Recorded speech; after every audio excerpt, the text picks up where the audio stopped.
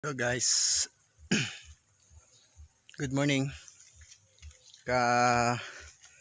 Gising na natin galing sa paghiga.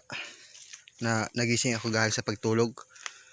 Tapos ginising ako ni Kuya Daddy dahil may extra daw ako sa paglukad. Wala kasi kaming trabaho ngayon sa wifi. Yan. Gakot ako ngayon ng nyug na binuka, biniyak. Na ano ba yun? Nalilito na ako. Hindi siyadong magandang panahon ngayon, madilim kasi may bagyo.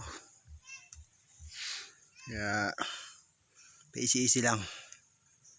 Sobrang pagod, sobrang hirap, sobrang gutom, sobrang uhaw, lahat na nagsama-sama na. Pero ayos lang. Kiyara nyo ako, wala akong pinapalag, wala akong hinihindian na trabaho, lahat palag, basta pagkakakitaan. Kaya ito tayo ngayon.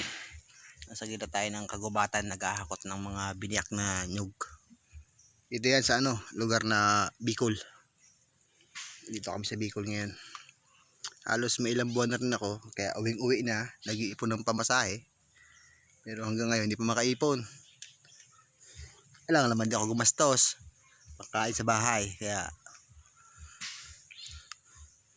tiis-tiis lang, makakauwi din. Importante buhay. Shout out nga pala yung mga taga Mindoro dyan. Kamusta na kayo? Kaya mga kapatid ko na nasa Batangas, ingat kayo palagi.